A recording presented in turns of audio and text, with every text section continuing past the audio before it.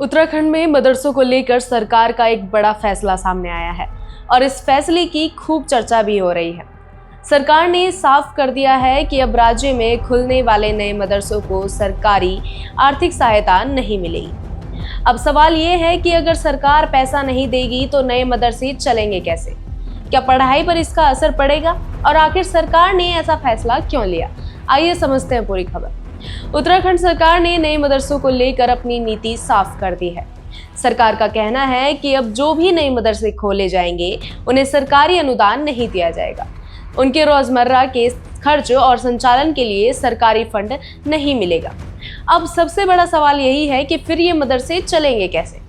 सरकार के मुताबिक नए मदरसों को अपने संसाधनों के दम पर काम करना होगा, यानी मदरसा प्रबंधन समितियां समाज से मिलने वाले सहयोग, दान और दूसरे वैध आर्थिक स्रोतों के जरिए अपने संस्थान का खर्च उठाएंगी। सीधे शब्दों में कहें तो अब सरकारी फंडिंग की जगह सामुदायिक सहयोग और निजी संसाधनों पर ज्यादा भरोसा करना होगा। सरकार का कहना है कि इस फैसले का मकसद सरकारी धन के इस्तेमाल को ज्यादा व्यवस्थित और पारदर्शी बनाना है।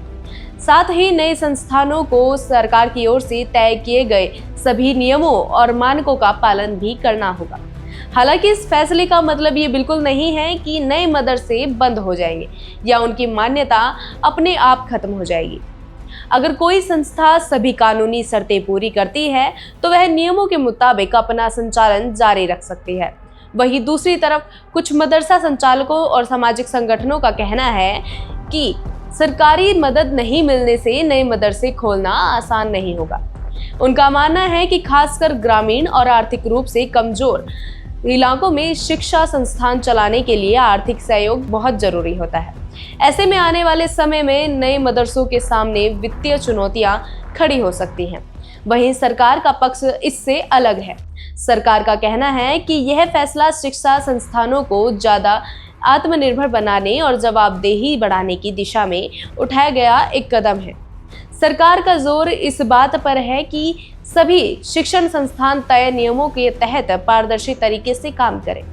विशेषज्ञों का भी मानना है कि इस नई व्यवस्था का असली असर आने वाले समय में ही साफ होगा। अगर समाज और स्थानीय लोगों का सहयोग मिला तो नए मदरसे बिना सरकारी फंडिंग के भी चल सकते हैं। लेकिन जिन इलाकों में आर्थिक संसाधन कम है वहां चुनौतियां जरूर सामने आ सकती हैं। यानी फिलहाल इतना तय है कि उत्तराखंड में अब नए मदरसों को सरकारी आर्थिक सहायता नहीं मिलने वाली है।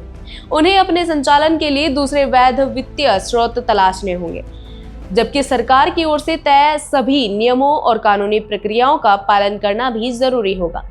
अब सबकी नजर इस बात पर रहेगी कि यह नई व्यवस्था जमीन पर कितनी सफल साबित होती है और इसका शिक्षा व्यवस्था पर क्या असर पड़ता है। फिलहाल इस फैसले को लेकर अलग अलग पक्ष अपनी अपनी राय रख रहे हैं। अब आने वाले दिनों में इसकी तस्वीर और साफ होगी कि इस नीति का असर नए मदरसों और शिक्षा व्यवस्था पर किस तरह पड़ता है।